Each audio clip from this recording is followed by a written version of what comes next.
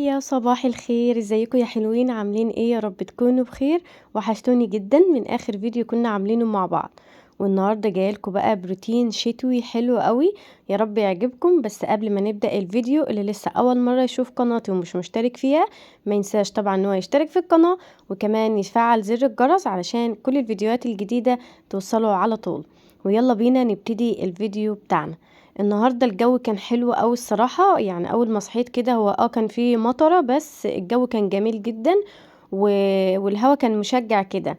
قلت بلاش ابتدي كده بالمطبخ على طول، فعملت كوفي ماكس ووقفت كده شويه في البلكونه عندي. يعني بحب اجواء المطر الصراحه واجواء الهوا والحاجات دي. المهم بقى خلاص وقفت شوية، وبعد كده دخلت بقى اشوف هنتغدى ايه. الجو ده محتاج معروف، يعني جو الشتاء عندنا محتاج حاجتين، يا اما محشي كرنب يا اما عدس بشوربة. ده طقوس الشتاء عندنا. فقلت اعمل ايه بقى، كان عندي حاجة المحشي، وطبعا انا ببقى مجهزة الكرنب عندي في الفريزر مسلوق جاهز. فالصراحة بيبقى اكلة خفيفة وسهلة، وحاجتها دايما عندي في الفريزر. بالذات زي ما قلت لكم في الشتاء، فانا ببقى سلقه الكرنب، ببقى عامله الشبت برضو في الفريزر. عندي الصلصه في الفريزر، بطلع بس الحاجات كلها على بعض. وبعمل بقى بحشي حله صغيره كده على قدنا، ما بتاخدش وقت الصراحه، وزي ما قلت لكم اكله شتويه حلوه جدا. فهنا عملت ايه بقى، غسلت كده رز وحطيت عليه شويه من الشبت وشويه صلصه، وببقى افرم بصلايه كده واتبلها بملح وفلفل، وبنزل بيها على الخلطه بتاعه المحشي. طبعا هو محتاج كمان شويه صلصه، فانا زودت صلصه وحطيت بقى البهارات، فلفل اسود و... وملح. وخلاص بقى بقلب بقى كل الخلطه دي مع بعض. وهكون كمان مطلعه كده الكرنب قبلها يفك شويه، وخلاص يعتبر حاجه المحشي كده جاهزه معايا. هاخد بقى كل الحاجات دي، وظبطت الحله كمان اللي هحشي فيها، وبحط الورق الاخضر ده في الحله كده من تحت، علشان يعني المحشي ما يلزقش فيه. وخلاص هطلع بقى كل الحاجات دي كلها كده في الصاله، لان طبعا قعدتي المفضله بفتح الشاشه واقعد بقى قدامها كده، يعني اكمل المحشي بتاعي. يعني ما باخدش وقت الصراحه لما بيكون في حاجه بتسليني، بدل ما افضل واقفه كده في المطبخ كتير. المهم قلت قبل ما احشي طبعا جهزت الحاجه، وقلت طبعا اتبل الاول الفراخ، لان انا الصراحه ما عملتهاش من بالليل، لان ما كنتش مقرره هعمل ايه بالظبط. فطلعتها بقى كانت برضو فكت كده، وغسلتها كويس جدا. وقلت بقى اتبلها لحد ما اعمل المحشي، وبعد كده اطبخها على طول. طبعا لما بنتبلها قبلها من بالليل بيبقى طعمها حلو جدا. فقلت بدل ما اطبخها على طول لازم تاخد على الاقل ساعه من طعم التتبيله كده. فقلت اعملها الاول واظبطها كده واسيبها على قد التسويه بس، واعمل بقى المحشي براحتي، ما يعني ما احسش بقى ان لسه ورايا حاجه تانية. المهم اجهز بقى كده معايا في الكبه بتاعتي، حطيت بصلايه وحطيت طماطمايه كده وفلفل، وهحط كمان يعني نص ليمونه برضو وتوم مفروم. وهفرم بقى ده كله كده، واتبل به الفرخه، بتبقى تتبيله حلوه وبتدي لها طعم حلو. وزي ما قلت لكم التتبيله دي لو اتعملت من بالليل بتخلي الفراخ في حته تانية. انا بحب اصلا الفراخ اللي هي في صينيه دي احلى طبعا من اللي انت تعمليها مسلوقه والكلام ده، لان البصل والبهارات بقى والطماطم والحاجات دي بتدي لها طعم احلى. فبما ان انا هعمل محشي فقلت مش هعملها بقى مسلوقه، يعني مع ان الجو ده محتاج شوربه يعني، بس قلت المحشي يعني غنى عن ده كله. فعملت بقى كده فتحات في الفراخ، وهنزل بقى بالتتبيله، وزي ما قلت لكم هسيبها بقى لحد ما اعمل المحشي. اكله حلوه واكله شتويه، وفي الجو ده الصراحه بيبقى عايز الشتاء بالذات بيبقى بياكل، فبيبقى عايز اكلات بقى زي دي، بيبقى صراحه بتبقى حلوه ومشبعه وكمان بتدفي. كمان احنا اخدين اليومين دول اجازة، فمن المدرسة طبعا عندنا بقى انتخابات كده في المدارس بتاعتنا، فالحمد لله اخدين اجازة 5 ايام. فاللي هو بقى عندنا جمعة وسبت اجازة، واخدين كمان من يوم تلات واربع وخميس. ف5 ايام حلوين قوي في الجو ده، نبعد بقى عن جو البرد والسقعة، ونصحى براحتنا ونعمل الغدا بتاعنا بمزاج كده وبراحتنا.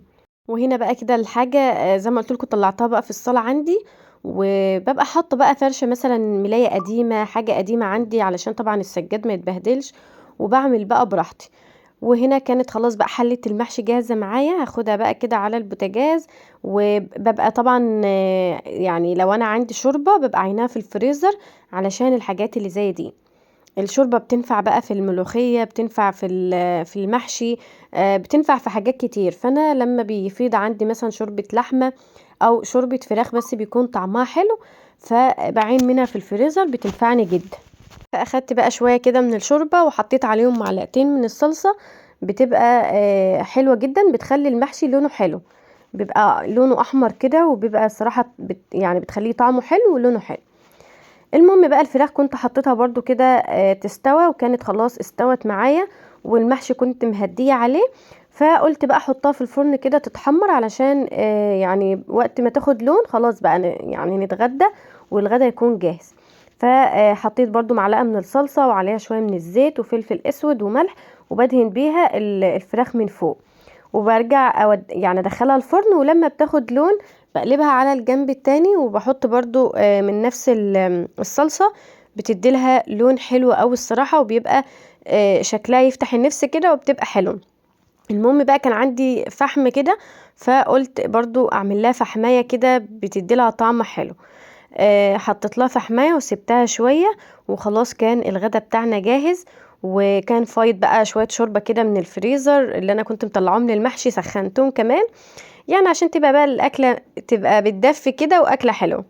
وده كان شكل الغدا بتاعنا. وطبعا بعد كل غدا بيبقى فيه معركه بقى مواعين، فانا يا دوب بقى اتغديت من هنا وقلت اقف بقى اغسل المواعين دي كده. انا الصراحه شغلت غساله الاطباق بس، يعني الحاجات كانت الكبيره زي الالمونيا مثلا اللي انا مطلعاه، اللي هي الصينيه اللي انا عامله فيها الفراخ، كان في كذا حاجه كبيره ما بحطهمش في الغساله. فقلت يلا بقى وانا واقفه كده، وكمان بغسل بقى بميه سخنه فالواحد بيتدفى، قلت اغسلهم كده ومش هياخدوا وقت. ان انا لو كسلت الصراحه بلاقي مواعين كتير جدا جدا، وبتقعدي بقى طول اليوم واقفه بتغسلي. لكن لو بنغسل الدور بدوره كده، او يعني بنشطب الحوض معانا وبنخلص كل حاجه، بتخلصي بتطلعي اصلا بعد الغداء مطبخك نظيف، بتلاقي بقى اليوم كله ماشي، يعني الدنيا هاديه كده. لكن لو مليان بقى مواعين ومكركب الصراحه الواحد بيتضايق بقى، ويحس ان حتى لو الشقه نظيفه ان كلها مكركبه. فما اخدوش الصراحه مني وقت زي ما قلت لكم، وغسلتهم، وكان النشاط واخدني بقى. فالصراحه يعني نظفت المطبخ تنظيفه حلوه كده، لان الصراحه الواحد وهو واقف كده بيعمل حاجه النشاط بيبقى اخده قوي وبيحب يخلص كل اللي وراه. لكن لو انت بقى مكسله بقى وقاعده وتقولي شويه كده هعمل دي وشويه كده هعمل ده، فانت ولا عامله اي حاجه خالص، والكسل بيجيب كسل والنشاط بيجيب نشاط. فالحمد لله الواحد لما بيقوم بس كده وياخد الخطوه ويتشجع كده، بيبدأ ان هو الصراحة يخلص كل حاجة، والشقة معاه بتبقى نظيفة. انا الحمد لله بيبقى الشقة اول ما بقوم من النوم ما بيبقاش فيها يعني بتبقاش متبهدلة قوي. يعني بشيل بقى لو في حاجة زيادة عايزة مثلا الارض تتكنس او حاجة، ببقى عاملة كل ده قبل ما بدخل المطبخ، بحيث ان انا ابقى داخلة المطبخ بقى ما فيش ورايا حاجة تانية جوه، يعني ما بقاش بقى بالي كده مشغول باللي لسه هيتعمل جوه. فببقى طالعة من الشقة خالص نظيفة، وبدخل بقى على المطبخ، لان انا المطبخ بياخد وقت كبير جدا بتبقي واقفة فيه، الغدا بقى والمواعين والبوتاجاز والكلام ده كله، فبياخد منك وقت كبير، واصلا بتخلصي المطبخ بتبقي خلاص بقى ما عدتش قادرة تعملي حاجة تانية. فدايما بنظف الشقة، ولو فيها حاجة عايزة تترتب برتبها، وبدخل بقى في الاخر خالص زي ما انتم شايفين في المطبخ. المهم هنا كنت خلاص بقى نضفت الحوض وغسلت المواعين، وقلت بقى اغسل البوتاجاز. دايما بعد كل غدا بغسل البوتاجاز، يعني ان شاء الله الفيديوهات الجايه ناويه انضف البوتاجاز تنظيفه عميقه جدا، والمطبخ عندي، لان انا طبعا على دخلة الشتاء كنت غسلت الألمونتال عندي وشويه حاجات كده في المطبخ، لكن السيراميك نفسه والبوتاجاز ما صراحه ما جيتش ناحيتهم خالص. فقلت اتشجع برضو في يوم كده ان شاء الله وابدا اعملهم، لان البوتاجاز عندي محتاج غسله عميقه جدا. فغسلت بقى البوتاجاز كده ونشفته كويس، ودايما بنشفه بفوطه الاول بميه، فوطه مبلوله ميه، وبعد كده فوطه ناشفه علشان ما يديش اي علامات كده على الستانلس بتاعه، يعني يبقى فيه لمعه كده كويسه ويبقى شكله حلو. المهم بعد كده بقى دخلت على الرخامة، وده كان آخر حاجة الحمد لله. قُلت بقى أغسل برضه الرخامة، وبرضه ما فضّيتهاش كلّها، غسلت الأجزاء اللي بتبقى باينة معايا، لإن دي طبعًا اللي باطلّع عليها الأكل، باعمل عليها حاجة، فدايمًا هي اللي بتكون متبهدلة. من الوقت للتاني طبعًا بانضّف كل الرخامة وباشيل كل حاجة عليها، بس الصراحة مش دايمًا على طول، باغسل بس كده وأنا واقفة الجزء اللي بيبقى ظاهر قدّامي. وخلاص هنا بقى كنا وصلنا لآخر الفيديو بتاعنا، ما تنسوش يا حلوين الاشتراك في القناة، وأقول لكم مع السلامة.